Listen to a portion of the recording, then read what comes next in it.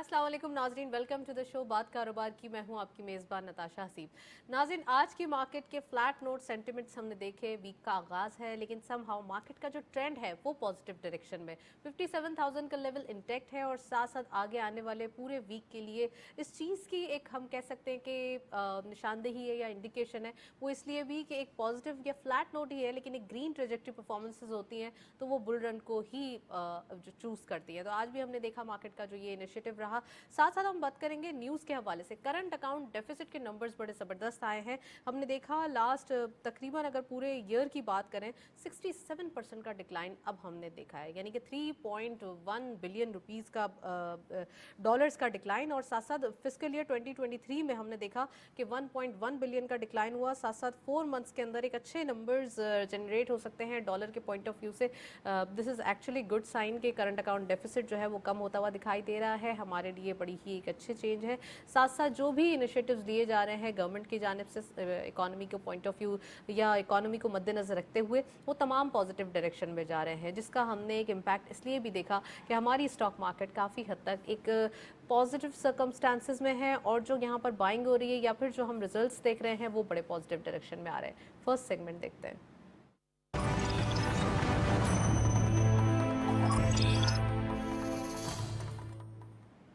जी, हमारे पास आज टॉपिक्स में पाकिस्तान स्टॉक एक्सचेंज को हमने लाइमलाइट में इसलिए रखा है क्योंकि एक तो यहाँ का ट्रेंड बड़ा अच्छा दिखाई दे रहा है, दूसरा ये कि आने वाले दिनों के लिए जो हमारे इन्वेस्टर्स चाहते हैं कि उनको इंडिकेशन दी जाए, उनको पॉइंट आउट किया जाए कि क्या क्या चीज़ें हैं जो बहुत इंपॉर्टेंट हैं, तो वो आज हम डिटेल डिस्कस करने वाले हैं। साथ साथ वो इनिशिएटिव्स के हवाले से बात करेंगे जो गवर्नमेंट ऑफ पाकिस्तान ने लिए, टाइमली लिए, बहुत ज़्यादा इकोनॉमी को बूस्ट करने के लिए लिए। आज हम वो भी डिटेल डिस्कस करेंगे और एक्सपोर्ट्स के हवाले से बात करेंगे। आपको पता है एक्सपोर्ट्स के नंबर्स बड़े अच्छे आ रहे हैं जिसकी वजह से एक विजिबल एक्सपोर्ट्स के नंबर जनरेट हुए और तमाम सेक्टर्स के अंदर खासकर अगर टेक्सटाइल की बात करें तो वहाँ पे कुछ डिक्लाइनिंग ट्रेंड है, लेकिन एक बड़े आने वाले दिनों के लिए जो नंबर्स हैं वो आने वाले दिनों के लिए हमारे लिए निशानदेही कर रहे हैं। सो आज हम ये डिटेल डिस्कस करेंगे। We have very exclusive panel, खुशामदीद कहते हैं। हमारे साथ मौजूद हैं शकील ए कमाल साहब, आप इकोनॉमिस्ट हैं, एजुकेशनिस्ट हैं, उनको खुशामदीद कहते हैं। अस्सलाम वालेकुम, वेलकम टू द शो। और हमारे साथ मौजूद हैं अमीन यूसुफ साहब, आप CEO हैं AQI सिक्योरिटीज़ के, उनको खुशामदीद कहते हैं। अस्सलाम वालेकुम, वेलकम टू द शो।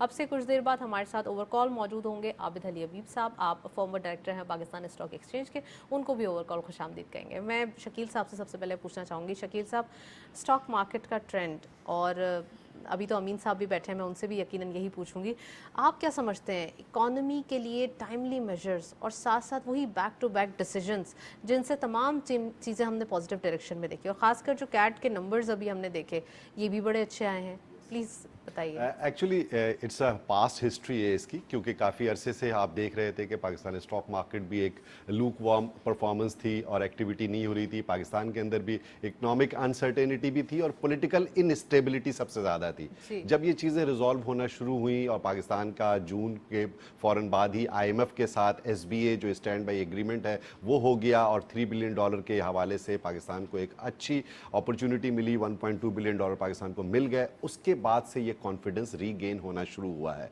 इसके बाद जो गवर्नमेंट के कुछ मेजर्स थे जो कि बहुत ही इंपॉर्टेंट थे, specially to crack down against hoarders और स्मगलिंग के खिलाफ, डॉलर्स की जो डॉलराइजेशन हो रही थी इकोनॉमी के अंदर और डॉलर के पर लग गए थे और हर एक डॉलर के पीछे भाग रहा था, पाकिस्तान की रुपये की कदर कम होती जा रही थी। तो उसको उस एक्शन की वजह से डॉलर के अंदर जब हमने देखा कि तनज़ुली हुई और पाकिस्तानी रुपये ने स्टेबल हुआ और उसकी वजह से हमें इन्वेस्टर्स का कॉन्फिडेंस रीगेन होता हुआ नज़र आया। अभी लास्ट 2-3 मंथ्स के अंदर आप ये देखें कि बज़ाहिर मैक्रो इकोनॉमिक इंडिकेटर्स में स्लाइट बेहतरी हुई है। आपके इन्फ्लेशन नंबर्स जो हैं वो अक्टूबर के 29% से आज इस दफ़ा अक्टूबर में 27% तक आ गए हैं और हम मज़ीद IMF की जो अभी डिस्कशन हुई है उसमें 22% की बात हो रही है कि अगले साल के इब्तदा में ही इन्फ्लेशन नंबर मज़ीद कम होंगे। और ये उम्मीद जो सबसे ज़्यादा इंपॉर्टेंट स्टॉक मार्केट के लिए थी वो ये थी कि इंटरेस्ट रेट, आप जानती हैं कि 22% के ऊपर क्या आप कमाएंगे क्या बचाएंगे, क्योंकि इंटरेस्ट रेट इस हाई लेवल के ऊपर स्टॉक मार्केट के लिए बहुत ही ज़्यादा नेगेटिव था। लेकिन अब ये उम्मीद हो रही है कि इंटरेस्ट रेट कम होगा और जो आपके ओपन मार्केट ऑपरेशंस हुए जिसके अंदर आपके इंटरेस्ट रेट में हमने बहुत ज़्यादा ट्री बिल्स के जो कट ऑफ यील्ड्स हैं उसमें बहुत ज़्यादा कमी देखने में आ रही है, जिसकी वजह से ये इम्कानात रोशन हो रहे हैं कि इंटरेस्ट रेट आइंदा आने वाली मॉनेटरी पॉलिसी में ड्रास्टिक डिक्लाइन हो सकता है। तो ये सारी चीज़ें कंबाइंड एफर्ट थी जिसकी वजह से स्टॉक मार्केट के अंदर एक रैली बनना शुरू हुई। और सबसे इंपॉर्टेंट बात जो मैं बताना चाहता हूँ वो ये है कि स्टॉक मार्केट के अंदर जो कंपनीज लिस्टेड हैं इनकी कॉर्पोरेट अर्निंग्स बहुत अच्छी आ रही हैं, और आज भी वैल्यू जो है स्टॉक मार्केट के अंदर जो पाकिस्तान की बहुत ज़्यादा डर्ट चीप लेवल के ऊपर है, और यहाँ से पोटेंशियल बहुत ज़्यादा है कि यहाँ से मार्केट और भी मजीद ऊपर जा सकती है। आप इतना ज़्यादा डिटेल इंट्रो दे चुके हैं, इससे वाकई अंदाज़ा हो रहा है कि बड़ी ही अट्रैक्टिव वैल्यूएशन दिखाई देती है। मैं अमीन साहब से पूछना चाहूँगी, अमीन साहब स्टॉक मार्केट की भी बात करेंगे, लेकिन सबसे पहले जो करंट अकाउंट डेफिसिट के नंबर्स कम हुए हैं जो कि एक अलार्मिंग दिखाई दे रहे थे, और साथ साथ ये भी कहा जा रहा था कि अगर ऐसे ही बढ़ते गए तो ये हो जाएगा, यूँ हो जाएगा, डिफॉल्ट हो जाएगा, बड़े मसाइल थे।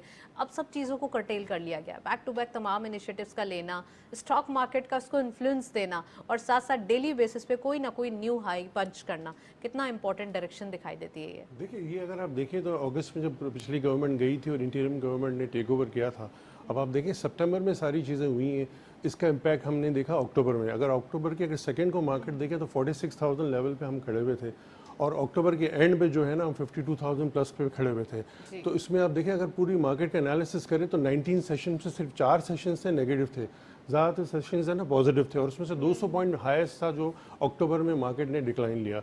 अब आ जाते हैं नवंबर में, देखिए नवंबर में मार्केट ने ऑल टाइम हाई किया। अगर आप एनालाइज करें 12 सेशंस आज का मिला के, उसमें से सिर्फ 2 सेशंस नेगेटिव हैं। तो आप ये देख लें तो आपको क्या नजर आ रहा है, तो उसका मतलब ये ट्रेंड क्या नजर आ रहा है कि इसको कोई सेलिंग पे नहीं है, और बहुत बिल्कुल। और हाईएस्ट अगर आप देखें ना अक्टूबर में 1132 पॉइंट हाईएस्ट मार्केट ने दिखाया, और 1000 समथिंग भी दिखाया।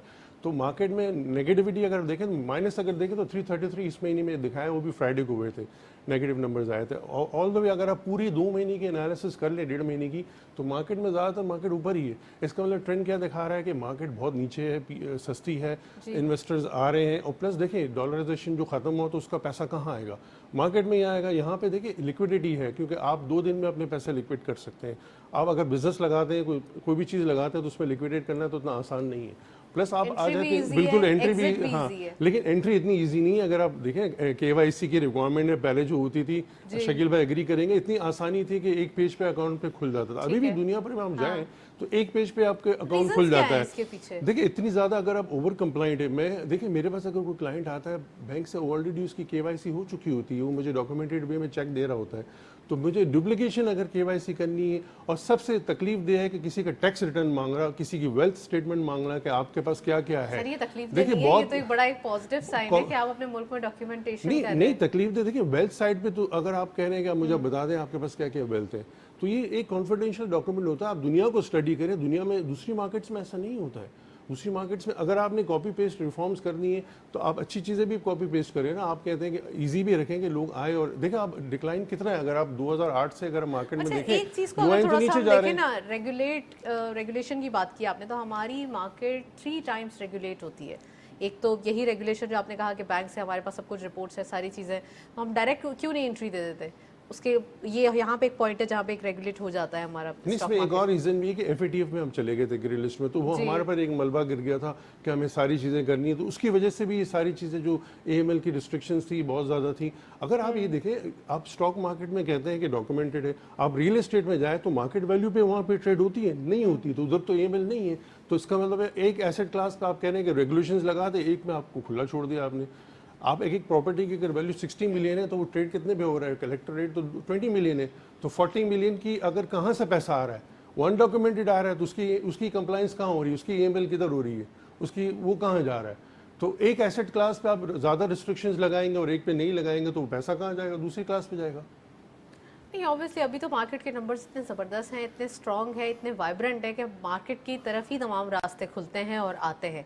लेकिन आने वाले दिनों के लिए ये रेगुलेशन ज़रूरी है। बिल्कुल, मैं शकील साहब से पूछूंगी, शकील साहब अवेयरनेस देना पड़ेगी, लोगों को बताना पड़ेगा कि आप स्टॉक मार्केट की तरफ आएँ, छोटी सी सेविंग के साथ आएँ, छोटा सा अमाउंट लेकर आएँ, और अपनी इन्वेस्टमेंट की जो आदत है उसको बढ़ाएं, ताकि आपको प्रॉब्लम्स ना हो। डिविडेंड यील्ड आएगी, अच्छे अच्छे स्टॉक्स लें ब्लू चिप के, और फिर उसका जो डिविडेंड आएगा तो आपको खुद ब खुद एक आपकी जॉब के अलावा आपकी एक इनकम जनरेट होना शुरू हो जाएगी। इसके बारे में क्या कहेंगे? देखिए, हम तो ये यूनिवर्सिटीज़ में पढ़ाते ही हैं कि आपकी पाकिस्तान, अफसोस के साथ कहना पड़ता है कि दुनिया के अंदर सेविंग्स का जो रेशो है पाकिस्तान में, वो हमारे नेबरिंग कंट्रीज़ के मुकाबले में बहुत कम है। हमारे यहाँ सेविंग्स के रुझानात वो नहीं हैं, तो लामहला उनको इन्वेस्टमेंट की भी अपॉर्चुनिटीज़ नहीं मिल पाती।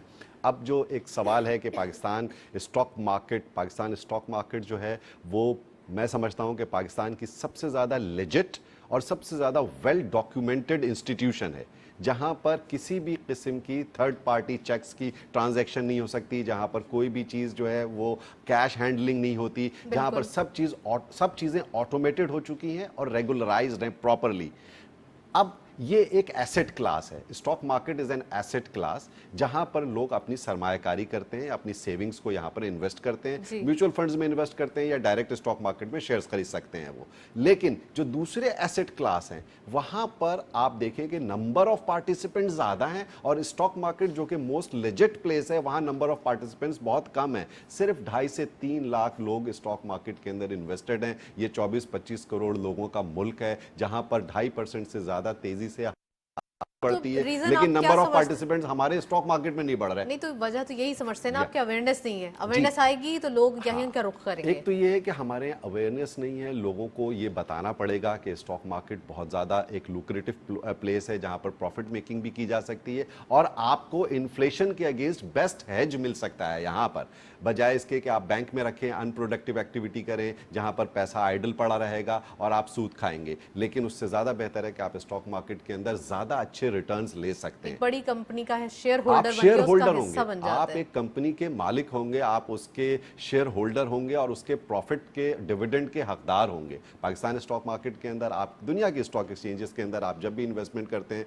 तो आप कैपिटल गेन भी हासिल कर सकते हैं और उसकी डिविडेंड यील्ड भी आपको मिलेगी। और पाकिस्तान के अंदर तो बहुत ही ज्यादा चीप लेवल के ऊपर सस्ती मार्केट है इस वक्त। आज जो लोग यहाँ आएंगे, पाकिस्तान का सबसे स्पेशली मैं बताना चाहूंगा आपके प्रोग्राम के तवज्जुह से कि जो यूथ है वो पाकिस्तान के अंदर बहुत वाइब्रेंट और बहुत ज़्यादा एक्टिव है। अब तो सोशल मीडिया का दौर है, डिजिटल एज में हम जी रहे हैं, जहां पर youth is very much synchronized with the digital tools.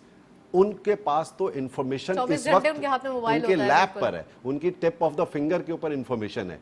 तो इट इज़ द बेस्ट के उनके लिए ये बहुत बेहतरीन जगह है, जहां पर वो फाइनेंशियल फ्रीडम भी हासिल कर सकते हैं और एक पैसिव इनकम का सोर्स क्रिएट कर सकते हैं, whatever they are doing. Right, बड़ा ही अच्छा और एक हम कह सकते हैं प्रोफेशनल आंसर दिया है शकील साहब ने। लेकिन मैं अमीन साहब आपसे चाहूँगी कि आप हमारे लोगों को, हमारे व्यूअर्स को ये बताइए कि हम बात कर रहे हैं कैपिटल गेन की, यानी कि अपना अमाउंट बढ़ाने की, और दूसरा हम बात कर रहे हैं जो एक डिविडेंड की, यानी कि हमें मंथली क्वार्टरली मुनाफा मिल जाए। तो ये ज़रा हमारे व्यूअर्स को समझाइए कि एक्चुअली आप स्टॉक एक्सचेंज में आएंगे, अकाउंट कैसे खोलेंगे, आपका मुनाफा कैसे आएगा, आपके पैसे कैसे बढ़ेंगे। देखिए, सबसे पहले तो आपने जब ब्रोकर अगर चूज़ करना है तो स्टॉक एक्सचेंज में एक डिपार्टमेंट होता है इन्वेस्टर का, वहाँ पे जाके देख लें कि कोई ब्रोकर के क्लेम्स तो नहीं है, ब्रोकर सही है, ठीक है। इसके बाद जाके आप अपना अकाउंट खोलेंगे। कैश की डीलिंग बिल्कुल नहीं करें, क्योंकि मैं कमेटीज़ में भी रहा हूँ, डिफ़ॉल्ट में तो होता है कि कैश दे देते हैं, फिर वो क्लेम नहीं हो सकता कभी भी। अगर ब्रोकर डिफ़ॉल्ट हो जाता है तो उसको क्लेम नहीं मिलेगा। आप चेक से पेमेंट करें, और प्लस अपने ट्रांजैक्शन, आप ऑनलाइन अगर अकाउंट आपने लिया हुआ तो अपने हाथ में अपना कंट्रोल रखें, किसी को पासवर्ड शेयर नहीं करें, और अपनी रिसर्च करें। ब्रोकर से भी आप पूछ सकते हैं, वेबसाइट पे सारी चीज़ें अवेलेबल है। पहले तो हम फिजिकल उठाते थे, बुक्स उठा के देखते थे, तो सारी चीज़ें अवेलेबल है। प्लस एक और चीज़ है, देखिए अब आपने देखना है मोस्ट इंपॉर्टेंट इन्वेस्टमेंट कहाँ करनी है। अब आपने देखनी है इकोनॉमी में कौन सा सेक्टर है जिसमें ग्रोथ है, उस सेक्टर को आपने उठाना है और उसमें से कंपनीज आइडेंटिफाई करनी है। उसके बाद आपने देखना है वो कंपनीज जो है वो प्रॉफिट्स कैसे दे रही हैं, उनके 5 साल का रिकॉर्ड आपने देखना है, उसकी इनकी डिविडेंड यील्ड क्या है। अगर एक कंपनी आप उठा रहे जिसकी कोर इनकम से बिजनेस बन रहा है तो ठीक है, अगर अदर इनकम से उसकी अर्निंग आ गई है तो नेक्स्ट ईयर नहीं आएगी, तो वो भी केयरफुल वे में आपने देखना है कि कोर बिजनेस से आ रही है, मतलब जो ऑपरेट कर रही है, अदर इनकम फर्स्ट करे, प्रॉपर्टी रियल एस्टेट बेच रही, कोई भी चीज़ ऐसी हो गई उसमें अदर इनकम आ जाती है, तो क्या होता है प्राइस अर्निंग्स आपकी बढ़ जाती है, जैकअप हो जाती है। तो वो भी सारी चीज़ें देखनी है। और प्लस अगर देखिए इसमें एक, अगर किसी इन्वेस्टर के पास ये नॉलेज नहीं है, वो मॉनिटर नहीं कर सकता, तो म्यूचुअल फंड अवेलेबल है। म्यूचुअल फंड भी हमारे पास बिजनेस लिखवा रहे होते हैं, तो आप म्यूचुअल फंड के थ्रू चले जाएं। मोस्ट इंपॉर्टेंट क्या होता है, टिप्स पे चल रहे हो तो ग्रुप्स, मैंने सॉरी मैं किसी को क्रिटिसाइज नहीं करना चाह रहा, लेकिन उसमें ये होता है कि टिप्स चल रही हो तो यार ये ले लो, ये बेच दो, ये ले लो, ये नहीं होना चाहिए। आप अपनी रिसर्च खुद आप करें, अपनी रिसर्च खुद करें, किसी और पे भरोसा ना बिल्कुल। करें, आप सबसे अच्छी देखिए बात सुन ये है। जरूर लें, लेकिन अपनी रिसर्च, क्योंकि इन्वेस्टमेंट आपने ट्रेंड की हुई देखें है। आप खुद से हाँ, डेली उठ के मार्केट का, देखिए कि इन्वेस्टमेंट actually आपकी है, लॉस आपको होगा, अगले को नहीं होगा। तो बिल्कुल। ये वाली बात है, अगले के लिए तो ये होगा कि अरे बिल्कुल। आपने लगाया था, अफसोस हुआ, और प्लस चले बस। देखिए सबसे ज्यादा मिस्टेक लोग क्या करते हैं, बहुत ज्यादा स्टॉक्स ले लेते हैं। आप 5 सेक्टर उठाएं, हर सेक्टर से 2 कंपनीज ले लें, 10 कंपनीज में देखिए मॉनिटर करना भी आसान होगा कि आपको पता होगा क्या हाई है, क्या लो है, क्या अर्निंग्स आ रही है, तो उनको मॉनिटर करना भी आसान होगा। 5 सेक्टर आप उठा लें इकोनॉमी में जिसमें ग्रोथ है, कुछ होमवर्क करके। होमवर्क अगर आप करेंगे तो पैसा बनाएंगे। मतलब होता ही है कि लोग कहते हैं कि प्लेट में ला के देते हैं, ये टिप्स आ रही है, ये ले लूँ। एक बंदा अगर पैसे बना रहा है, जरूरी नहीं कि आप भी बना लें, तो लोग लूज कर जाते हैं। तो रिसर्च करें, अगर नहीं समझ में आ रहा है तो फिर म्यूचुअल फंड के थ्रू जाए। राइट, दोनों ऑप्शंस मौजूद हैं, या तो म्यूचुअल फंड्स की तरफ जाए या फिर खुद से अब रिसर्च करके आगे बढ़े। चलिए, स्टॉक मार्केट का आपने अच्छा बताया और ये बताया कि एक्चुअली ट्रेडिंग होती कैसी है और होना कैसे चाहिए। हमारे साथ ओवर कॉल आबिद अली हबीब साहब ने हमें ज्वाइन किया है, उनको खुशामदीद कहते हैं। आप फॉर्मर डायरेक्टर हैं पाकिस्तान स्टॉक एक्सचेंज के। अस्सलाम वालेकुम sir, welcome to the show. वालेकुम अस्सलाम एंड थैंक यू। आबिद साहब, सबसे पहले ये कि मार्केट के जो नंबर्स हैं बड़े ज़बरदस्त दिखाई देते हैं। 57,000 का लेवल इंटैक्ट है, लास्ट वीक हमने उसे कंसोलिडेट होते हुए देखा। इस वीक के आगाज से भी बड़ा एक अच्छा ट्रेंड देखा जा रहा है। आप क्या समझ रहे हैं इस पूरे वीक के अंदर क्या ट्रेंड रहेगा मार्केट का? जो एक्चुअल जो हम कह सकते हैं कि कंसोलिडेटेड नंबर होगा, या जो मार्केट जिस चीज़ पर रियल रेट है, वो क्या दिखाई देता है? देखिए, मार्केट जो है उसमें जिस तरह हमने एक बाइंग फोरिया देखा है, और जो मैक्रो इकोनॉमिक जो नंबर्स हैं, जो हमारे इंडिकेटर्स हैं, वो सारे पॉजिटिव हैं। और जिस तरह आईएमएफ से बड़ा सक्सेसफुल जो है वो ट्रेंच का जो हुआ, और उसके बाद से जो हमने मार्केट में मोमेंटम देखा, वो चीज़ जो है, और कंटिन्यूसली हम देख रहे हैं कि 6-7 सेशन से मार्केट ऊपर की तरफ जा रही है। और जिस तरह आज से रोल ओवर वीक का स्टार्ट हुआ, तो जो बहुत ज़्यादा जो मार्केट में जो ओवरबॉट सिचुएशन थी, उसकी वजह से थोड़ा थोड़ा हमें नज़र आया कि जो सेलिंग व्यू भी लोगों का कई एरियाज में बना है।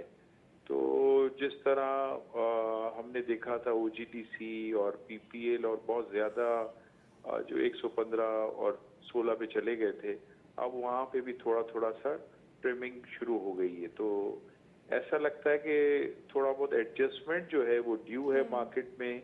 रोल ओवर वीक में नॉर्मली हमेशा से देखा यही गया है कि ज़रा प्रेशर रहता है, और ये पूरा हफ्ता ही जो है ज़रा सा ऐसा लगता है कि चीज़ों में थोड़ा बहुत एडजस्टमेंट होगा। लेकिन जो मार्केट में ऑप्टिमिज्म है वो इंटैक्ट है, और मार्केट में ओवरऑल जो है जो चीज़ें हैं, जिस तरह चीज़ें इम्प्रूव्ड हुई हैं, जो पिछले 1-2 महीने की जो मार्केट का अगर आप व्यू देखें, बहुत सारा मार्केट में जो इन्वेस्टर्स हैं बहुत ज़्यादा होपफुल हैं, चीज़ें बहुत ज़्यादा अंडरवैल्यूड हैं उनके, और फॉरेनर्स की भी जो बाइंग एक्सपेक्टेड है, जो कि अभी सही तरह आई नहीं है, जो कि जिस तरह हुआ करती थी, वो भी एक्सपेक्टेड है कि वो भी मार्केट में आएगी। अभी जिस तरह पॉलिसी रेट का हम समझते हैं कि जो पीक लेवल्स जो ना वो टच कर गए हैं, तो अब जो भी है वो नीचे की तरफ पॉलिसी रेट्स होंगे। तो जितने भी म्यूचुअल फंड्स हैं जो कि फिक्स्ड इनकम में और उसमें ज़्यादा से ज़्यादा चले गए हैं, वो डाइवर्ट करेंगे अपनी इक्विटी फंड्स में। तो मार्केट में मोमेंटम रहेगा हाई तेज़ी का, नो डाउट कि कुछ दिनों की वजह से थोड़ा बहुत एडजस्टमेंट रहता है, और वो बड़ा हेल्दी रहता है मार्केट के लिए, कि वो आना भी बहुत ज़रूरी होता है, उससे मार्केट और ज़्यादा। तो आबिद साहब, इन ऑल आप समझते हैं मार्केट के नंबर्स राइट डायरेक्शन में है? जैसे मार्केट करेक्शन लेकर आगे बढ़ रही है, तो आपको लगता है कि मार्केट के लिए नंबर्स अभी कहना एक कबल अज़ वक्त होगा, अभी बहुत आगे जाना है मार्केट को? जी जी, बिल्कुल बिल्कुल। मार्केट जो है उसमें पोटेंशियल बहुत ज़्यादा है।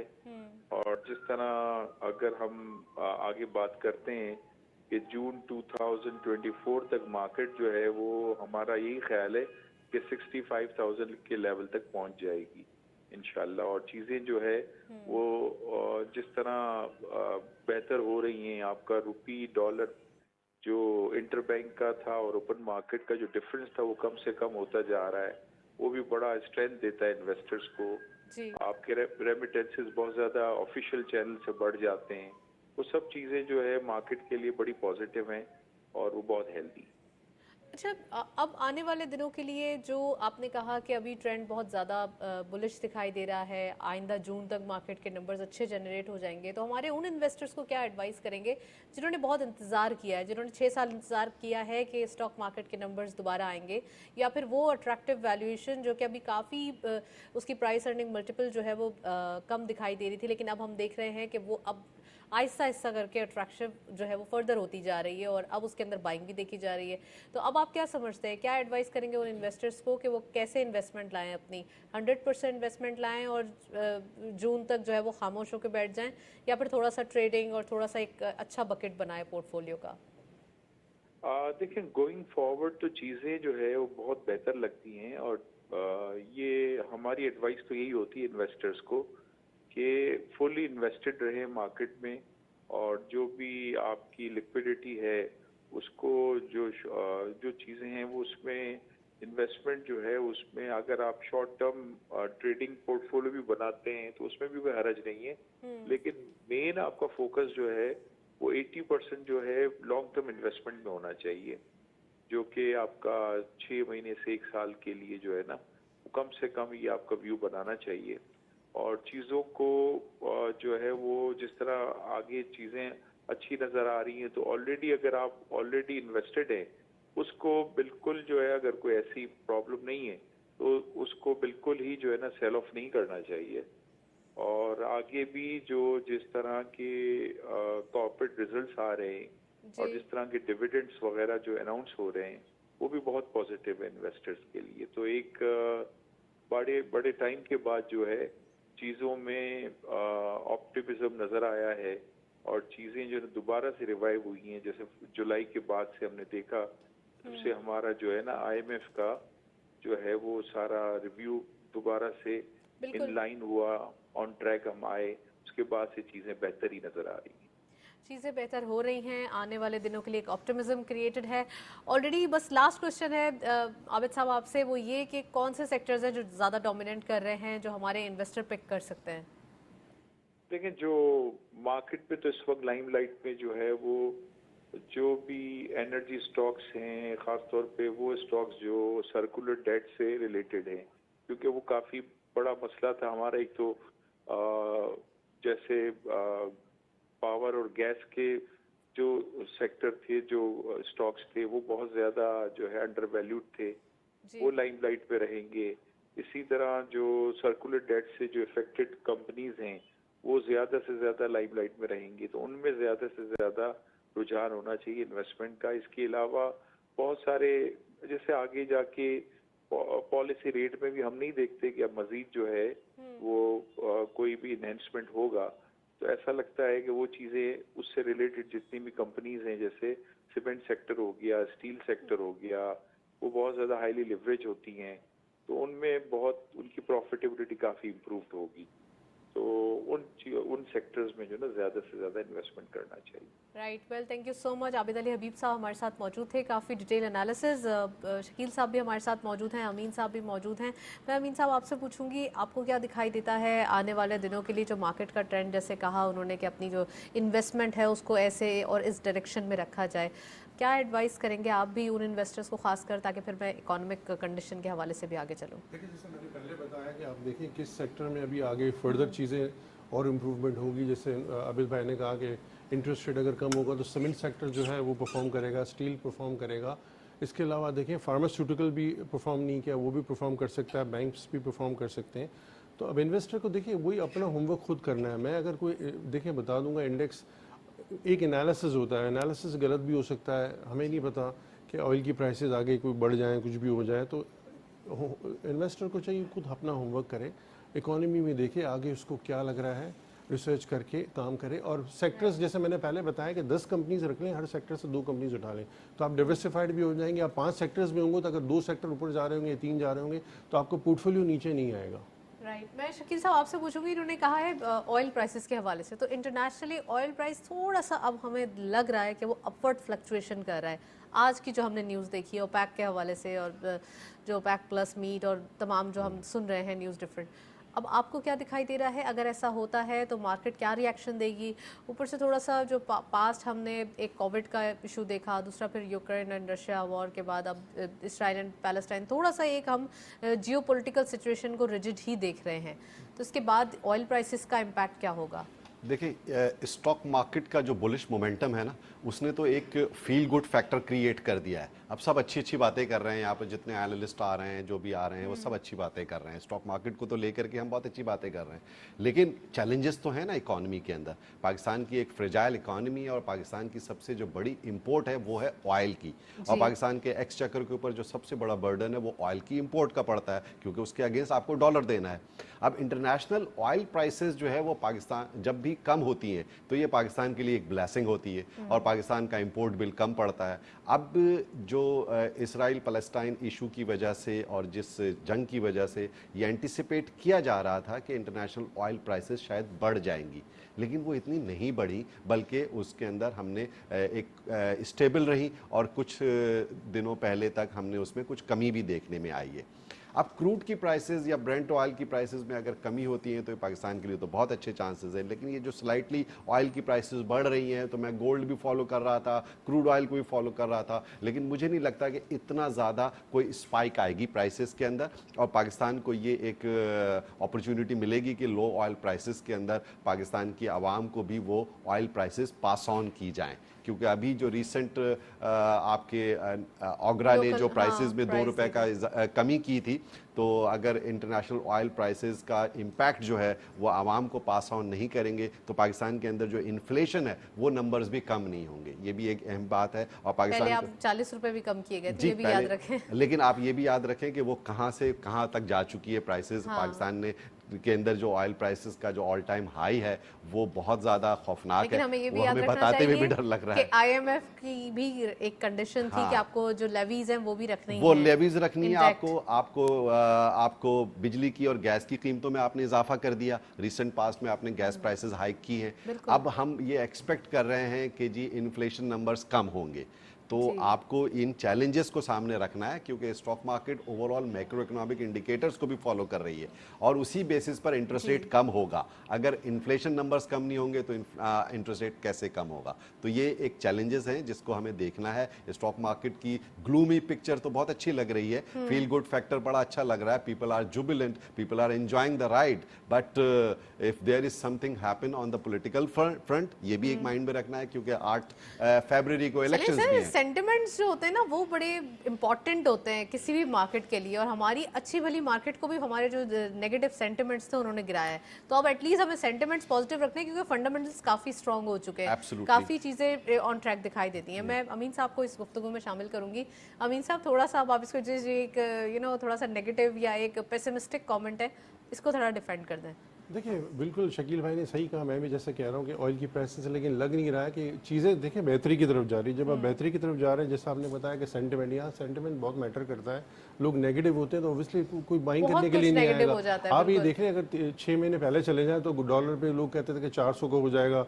देखो मसला है कि वो हमें नहीं, 400 नहीं हुआ ना, तो बातें थी ना, मतलब बातें नहीं, और इतना ज्यादा क्योस क्रिएट किया जा रहा था लोगों को बस एक प्रेशराइज करने के लिए। वही वाली बात है। देखिए, पॉजिटिव चीज़ें हो रही हैं और होंगी भी इंशाल्लाह, और चीज़ें बेहतरी की तरफ जाएंगी। देखिए, आप रिफ्लेक्ट कर रहे हैं ना, मार्केट में इन्वेस्टमेंट आ रही है। एक और चीज़ हम मिस कर रहे हैं कि FDI में अगर आपके पास पैसा आ जाता है, रेमिटेंस आपकी ऑफिशियली बढ़ जाती है, प्लस आपके पास पोर्टफोलियो इन्वेस्टमेंट। देखिए, पोर्टफोलियो इन्वेस्टमेंट हम ये सोच रहे थे कि लास्ट टू लास्ट फ्राइडे को देखिए थोड़ा सा इन्फ्लो आया था बैंकिंग में, तो पोर्टफोलियो इन्वेस्टमेंट भी जो ड्राइव करेगा मार्केट को।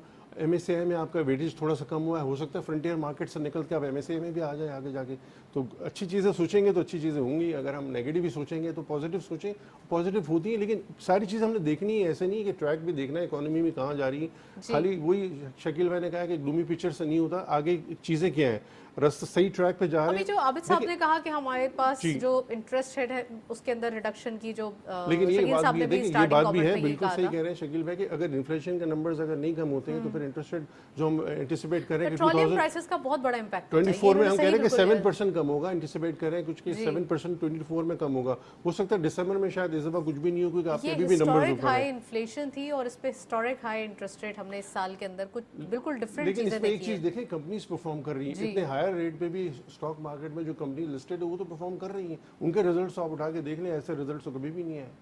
तो इसका मतलब है कि उसकी वजह एक और भी है, हमारी इकोनॉमी जो डॉक्यूमेंटेड की, अच्छा, अगर इस साल ट्वाइस बड़ी इकोनॉमी, हिस्टोरिक चीजें हुई हैं जो हम डिस्कस कर रहे थे। देखिए एक सुनने की बात है कि इकोनॉमी हमारी डॉक्यूमेंटेड है, उसकी डबल इकोनॉमी हमारी अनडॉक्यूमेंटेड है। हमारी क्यों इकोनॉमी चल रही है? क्योंकि अनडॉक्यूमेंटेड इकोनॉमी भी मार्केट उसको इकोनॉमी को चला रही है, जी ये वजह है। राइट, ये रीजंस हैं। और हम हिस्टोरिक की ही बात कर रहे थे, तो यहाँ से हिस्टोरिक चीज़ों में सबसे बड़ी बात जो सबसे अच्छी है वो ये कि हिस्टोरिक हाइज पे मार्केट गई है और अपने हिस्टोरिक हाइज पे ही ट्रेड कर रही है नाउअडेज। तो ये एक बड़ा एक अच्छा चेंज है स्टॉक मार्केट के लिए, खासकर जब आप इकोनॉमी के नंबर्स देखें और फिर स्टॉक मार्केट की परफॉर्मेंस देखें। तो जब आपको लगता है कि स्टॉक मार्केट आपकी अच्छी परफॉर्म कर रही है तो ऑटोमेटिकली इकोनॉमी में कुछ तो है जिसकी वजह से ये इन्फ्लुएंस दे रही है। तो ये चीज़ें जो है वो देखते हुए आप अपने जो पोर्टफोलियो बनाएंगे उसको रिसर्च करके बनाएंगे, लेकिन अपनी 100% इन्वेस्टमेंट ना लगाएं, उसका एक क्वार्टर पीस ऑफ इन्वेस्टमेंट जो है वो मार्केट के अंदर शिफ्ट करें। उससे फिर आपको फ़ायदा भी होगा, उससे आपको एक आइडिया भी होगा कैसे आगे इन्वेस्टमेंट करनी है। तो शकील साहब, मैं आपसे पूछना चाहूँगी, इंडस्ट्रियलाइजेशन भी एक अच्छा सा हम कह सकते हैं कि एक ऑटोमेटिक सोल्यूशन है, वो बहुत ज़्यादा हमारे लिए हेल्पफुल होगा। इंडस्ट्रियलाइजेशन को कैसे देखते हैं? और ख़ासकर आज की एक न्यूज़ और भी है कि एक्सपोर्ट के नंबर्स भी अच्छे आ रहे हैं। टेक्सटाइल के थोड़े कम हुए, लेकिन उसमें जो बिग प्लेयर्स हैं उनके लिए बड़ा एक अच्छा चाम है। ज़रा ये बताइए। देखिए, ये बहुत ही इम्पॉर्टेंट क्वेश्चन है आपका, और ये इसका एक मुफस्सल जवाब ये चाहता है। बात ये है कि आप डंडा चला करके इकॉनमी नहीं चला सकते। आपने किसी लेवल के ऊपर आपने सख्ती की इकॉनमी के अंदर, आपने स्मगलिंग को रोकने की कोशिश की, आपने एक्सचेंज कंपनीज को रोकने की कोशिश की ताकि डॉलराइजेशन। अब इसकी वजह से ये लीकेजेस है पाकिस्तान की इकॉनमी के साथ। एक अनफॉर्चुनेट है ये कि पाकिस्तान की इकॉनमी के अंदर और पाकिस्तान के अंदर लीकेजेस बहुत बड़े बड़े हैं। इन लीकेजेस को पहले बंद किया जाएगा ऑब्वियसली, फिर उसके बाद हम ट्रैक पर आएंगे और हम प्रोडक्टिविटी की बात करेंगे। We have controlled dollar to some extent, लेकिन हमें डॉलर अर्न करना है। हमारी कमाई क्या है? हम डॉलर अर्न नहीं कर रहे। हमारे एक्सपोर्ट नंबर्स कोई काबिल ज़िक्र इजाफा नहीं हुआ है, उसमें स्लाइटली इजाफा इसलिए हुआ है कि अल्लाह का शुक्र है कि फॉर्चुनेटली लास्ट फ्यू मंथ्स के अंदर हमारी क्रॉप्स बहुत अच्छी हुई हैं, जिसकी वजह से जो एग्रीकल्चर हमारी जो एक्सपोर्ट्स हैं उसमें भी इजाफा हुआ है, और उसकी वजह से जो एग्रीकल्चर इंपोर्ट्स हम कर रहे थे उसमें कमी होने की वजह से हमारे कैड के नंबर बहुत अच्छे आए हैं। करंट अकाउंट डेफिसिट हमारा कम हुआ है, ऑटोमेटिकली एक इम्पैक्ट दे गई है। और ये मैं कह रहा हूं ना कि मतलब चीजें बेहतर हो रही हैं, नो डाउट, मगर हमें डॉलर अर्न करना है। और डॉलर अर्न कैसे होगा? कि हम इंडस्ट्रियलाइजेशन करें, हम अपनी मैन्युफैक्चरिंग को बढ़ाएं और हम अपने एक्सपोर्ट्स के नंबर्स को बढ़ाएं। उसके लिए गवर्नमेंट को संजीदा इक़दाम करने पड़ेंगे। और मैं आपको बता दूं कि ये केयरटेकर गवर्नमेंट है, इसकी भी कुछ जहां पर रिस्ट्रिक्शंस आ जाती हैं अभी, लेकिन इस केयरटेकर गवर्नमेंट ने अपने इस दौर के अंदर प्राइवेटाइजेशन के लिए जितनी एफर्ट कर रहे हैं, खासतौर पे पीआईए और पाकिस्तान स्टील के बारे में जो हम बातें सुन रहे हैं वो बड़ी हौसला अफजा हैं। क्योंकि अगर हमें डॉलर अर्न करना है और हम अपने सिक यूनिट्स या जो एसओईज जो कि लॉस में हैं उनको अगर बेचेंगे नहीं और उनको सेल ऑफ कर करके हम उसका पैसा नहीं लाएंगे, तो ये हम एक्सचेकर उनको भरते रहेगा। वही लीकेजेस की बात जिसे हम कहते हैं कि वो इतने बड़े लीकेजेस हैं, स्टील मिल, पीआईए और दीगर कंपनीज, डिस्कोज जो हैं, जहां हम पैसा पाकिस्तान के स्टेट बैंक डाले जा रहे हैं। दिसंबर तक प्राइवेटाइजेशन की बातें तो हो अब रही ये हैं। जो ये स्टेप जो है ना, we are moving ahead, that's very good कि हम एक स्टेप आगे जा रहे हैं। इट्स नॉट ओनली कि हम सिर्फ और सिर्फ स्मगलिंग को या होर्डिंग को और डॉलर को रोका गया है, बल्कि इसके अलावा SIFC आप देख लें कि it's a very good initiative जिसके जरिए पाकिस्तान के अंदर इन्वेस्टमेंट्स को फैसिलिटेट किया जाएगा। और 5-6 अरब डॉलर तो इनिशियल इन्वेस्टमेंट हम एक्सपेक्ट कर रहे हैं। लेकिन मेन चीज आपका सवाल वही है कि इंडस्ट्रियलाइजेशन, हमने हाउसिंग सोसाइटीज बना दी, हमने इंडस्ट्रीज का पैसा निकाल करके रियल एस्टेट में लगा दिया। अब हमें आगे जाना है और हमें इंडस्ट्रीज को प्रमोट करना है, फ्लरिश करना है और नई इंडस्ट्रीज की तरफ काम करना है। अमीन साहब बिल्कुल सही इन्होंने निशानदेही की है कि हाउसिंग सोसाइटी या जो भी था कंस्ट्रक्शन के हवाले से सही है, कंस्ट्रक्शन एक्टिविटी भी बहुत मैटर करती है, लेकिन सबसे ज़्यादा मैटर करता है आपकी अर्निंग, आपके डॉलर्स की में अर्निंग हो सबसे ज़्यादा, तो वो आपके सारे जो एक्सटर्नल और इंटरनल इशूज़ हैं उनको सॉर्ट आउट कर देते हैं। अब हमें ये करना है कि हमें अपने एक्सपोर्ट्स बढ़ाने हैं या रेमिटेंसेस बढ़ाने हैं, और अगर दोनों ही बढ़ जाएं तो बहुत अच्छी बात है कि हमारे तमाम डेफिसिट्स जो ट्रेड डेफिसिट होता है या जो हमारे ईयरली हमें बजट के अंदर इशू होते हैं वो सब कंपाइल हो सकते हैं। प्लीज तो इंपोर्ट सब्स्टिट्यूशन, इंपोर्ट कम करनी है। अगर आप इंपोर्ट कम कर लेते हैं तो भी ऑटोमेटिकली ही हुई है ना, नहीं उसमें नहीं, तो मेरे इतना कहने का इंपोर्ट सब्स्टिट्यूशन जब तक नहीं होगी ना, यहाँ पे चीज़ें मैन्युफैक्चर नहीं होंगी, तब तक आपका देखिए आपकी इंपोर्ट ज़्यादा, एक्सपोर्ट कम है। वो गैप को फिल करना है, उसको रिड्यूस करने के लिए आपको इंपोर्ट सब्स्टिट्यूशन करनी पड़ेगी, क्योंकि आपका रिजर्व चले जाता है, आउटफ्लो आपको हो जाता है, आपके पास इनफ्लोज नहीं होते, तभी हम मुश्किल में आ रहे होते हैं। प्लस एक और चीज़ है, एफडीआई आप कॉर्पोरेट फार्मिंग के थ्रू भी ला सकते हैं कि कॉर्पोरेट फार्मिंग में एग्रीकल्चर, इतनी ज़मीनें आपके पास है, इतना अच्छा एग्रीकल्चर सेक्टर में लोगों को लाएं, और उससे क्या होगा, जो प्राइस का मसला आ रहा है ना, मिडिल मैन भी आउट हो जाएगा। जो लोगों को, कंज्यूमर को चीज़ें महंगी मिल रही होती है, वो क्यों मिल रही होती है कि मिडिल मैन इन्वॉल्व है, वो टैक्स भी नहीं देता है। अगर कॉर्पोरेट फार्मिंग पे अगर सीरियसली काम किया जाए तो उस पर आप बहुत सारी चीज़ें हो सकती हैं, उससे काफ़ी हद तक आप कंट्रोल कर सकते हैं महंगाई को, क्योंकि महंगाई आपकी क्यों बढ़ रही होती, चीज़ें महंगी बिक रही होती, तो आपका बास्केट में प्राइसेस ऊपर आ रहा होता है, आपका इन्फ्लेशन ऊपर आ रहा होता है। देखिए फूड आइटम्स तो आप कंट्रोल कर सकते हो, नॉन फूड तो आप कंट्रोल नहीं कर सकते हो, लेकिन उस पर तो हम कर सकते हैं, इन्फोर्समेंट के थ्रू हो जाए, कॉर्पोरेट फार्मिंग आ जाए, कंज्यूमर को डायरेक्ट पैसा, डायरेक्ट कमोडिटीज़ मिल जाए कि वो मिडिल मैन से जाके ले रहा हूँ, तो इस पर काम करने की ज़रूरत है। इससे भी क्या होगा, काफ़ी हद तक आप चीज़ें, महंगाई आपकी नीचे आ सकती है। इन्फ्लेशन के नंबर्स तो नीचे आने ही चाहिए, उससे फिर आपको एक आम जो लोग हैं उनके ऊपर भी बहुत पॉजिटिव इम्पैक्ट आता है। साथ साथ जो आपने मिडिल क्लास के हवाले से बात की, मिडिल क्लास जो तबका है उसको भी उठाना है, ताकि आपकी जो एक हम कहते हैं ना, जब मिडिल क्लास ऊपर उठती है तो आपके लार्ज स्केल भी जो है वो ऑटोमेटिक सेट हो जाते हैं। अब थोड़ा सा बिजनेस पॉइंट ऑफ व्यू से बात करें, अगर हम पुअर तबके या मिडिल क्लास की बात करें तो हमें थोड़ा सा एसएमईज के ऊपर भी तवज्जो देना पड़ेगी। एसएमईज को कहाँ देखते हैं आप? देखिए इस पे हमें इनिशिएट लेना पड़ेगा, क्योंकि यंग पॉपुलेशन है आपकी, जैसे शकील भाई ने कहा कि अगर ग्रेजुएट होते हैं उनके पास अपॉर्चुनिटीज़ नहीं होती, तो बिजनेस अपॉर्चुनिटीज़ अगर दी जाए, उनको स्मॉल लोन्स दिए जाए ताकि वो अपने पैरों पे खुद खड़े हो जाए, तो इससे देखिए फ़ायदा होगा। और प्लस एक और चीज़ हम नहीं देख रहे हैं कि हमें टैक्स पेयर भी तो बढ़ाने, नॉन फाइलर का जो कॉन्सेप्ट है ना, ये मेरे ख्याल में ख़त्म कर देना चाहिए। सिर्फ फाइलर होगा, नॉन फाइलर कोई नहीं होगा। तो ये अगर हो जाए तो देखिए उससे काफ़ी हद तक फाइलर आपके क्रिएट हो जाएंगे, जो हमारे कॉर्पोरेट टैक्स सेक्टर पे जो बर्डन है वो कम हो जाएगा। अगर वो कम होगा तो और वो ग्रो करेगा। तो इस पे काम करने की ज़रूरत है, वॉर फुटिंग पे। और नई जो गवर्नमेंट आएगी उसको ऐसा लाएमत लाना है कि देखिए आप छोड़ दें, अब वो रिटेलर है जो भी है, हर एक को टैक्स देना है, जिसका अगर थ्रेशोल्ड बनता है टैक्सेबल, उसको टैक्स देना है। टैक्स तो सबको ही देना चाहिए, ये तो रिस्पॉन्सिबिलिटी है। शकील साहब, आईएमएफ की एक अलग विश लिस्ट भी कह लें या फिर एक उनकी जायज़ डिमांड भी कह लें, टैक्सेशन को तो सिस्टम को सही करना ही पड़ेगा, इसके बारे में बताइए। और दूसरा ये कि इन्होंने सही कहा कि एंटरप्रेन्योरशिप कल्चर को प्रमोट करता है। Absolutely right. देखिए हम हर चीज़ को ये समझ रहे हैं कि हमारे ऊपर आईएमएफ एक मुसीबत की तरह मुसल्लत है, या वो सारी शराइत लगा रहा है जिसकी वजह से हमारी इकॉनमी के ऊपर ये बर्डन पड़ रहा है। ऐसा नहीं है, हम भी शुतरे बेमहार की तरह जो है ना, ओपन थी हर चीज़ हमारी हर चीज़, कोई डॉक्यूमेंटेशन नहीं है, हम आदी नहीं है डॉक्यूमेंटेशन के। हमारे ये पूरी पाकिस्तानी नेशन जो है वो टैक्स के कल्चर से आगाह नहीं है। ये भी एक अवेयरनेस हमें देनी है कि टैक्स कल्चर कैसे प्रमोट करना है इस मुल्क के अंदर, और किस तरह से पाकिस्तान के टैक्स टू जीडीपी रेशो को बढ़ाना है ताकि मुल्क के अंदर बेहतर प्रोडक्टिविटी जनरेट हो सके और मुल्क का रेवेन्यू बढ़े। अब आ जाइए रिटेल सेक्टर। अब वो सेक्टर्स जो कि टैक्सेबल नहीं है इतने ज़्यादा, जो कि आप कह रही हैं कि आईएमएफ की विश लिस्ट, आईएमएफ आइडेंटिफाई कर रहा है हमें वो सेक्टर्स जहां पर आपको टैक्स कलेक्शन करनी है। आपने सैलरीड क्लास के ऊपर तो बहुत बर्डनाइज कर दिया उसको, आपने दीगर सेक्टर्स को अभी रिसेंट पास्ट के अंदर फिर आप खबर आ रही है कि जी बैंकिंग सेक्टर पे मजीद टैक्स को इजाफा किया जाएगा।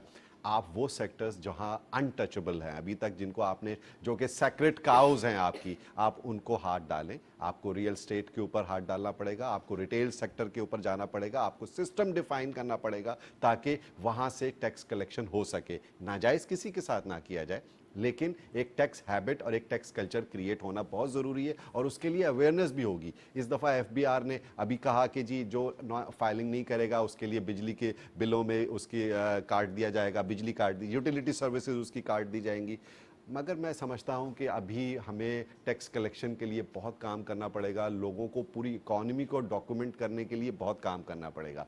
हम यहाँ पाकिस्तान स्टॉक एक्सचेंज के अंदर बैठे हुए हैं, स्टॉक एक्सचेंज हमारी बहुत लेजिट और बहुत डॉक्यूमेंटेड है, लेकिन यहाँ इतने कंप्लाइंसेज हैं कि नए अकाउंट्स नहीं खुल रहे हैं, तो हमें इसको सहल भी बनाना पड़ेगा। और वो सेक्टर्स जो कि अनडॉक्यूमेंटेड है पाकिस्तान के अंदर, जहाँ पर डॉक्यूमेंटेशन का तस्वुर ही नहीं है, उनको हमें डॉक्यूमेंट करना पड़ेगा ताकि स्ट्रीमलाइन हो सके चीज़ें। और बैंकिंग चैनल के ज़रिए हमें उस काम को आगे बढ़ाना है ज़्यादा से ज़्यादा। अगर मैं रेस्टोरेंट में खाना खा रहा हूँ और अगर मैं कार्ड से पेमेंट करूँगा, अपने डेबिट कार्ड से या अपने क्रेडिट कार्ड से, तो ला महला मेरे जो मनी ट्रेल है वो ट्रैक हो रही होगी। मुझे अगर पेट्रोल डलवाना है, अपनी गाड़ी में फ्यूल टैंक फुल कराना है, तो वो अगर कार्ड से पेमेंट होगी। ये हम एक कैशलेस इकोनॉमी की तरफ हमें जाना पड़ेगा। अल्टीमेटली हमें जो है इकोनॉमी को डॉक्यूमेंट करने के लिए ज़रूरी है कि कैश हैंडलिंग जिस तरह से स्टॉक एक्सचेंज में बिल्कुल नहीं है, इसी तरह इकोनॉमी के दूसरे एसेट क्लासेस के अंदर भी और हमारी जो एक्टिविटीज़ हैं वहाँ पर कैश को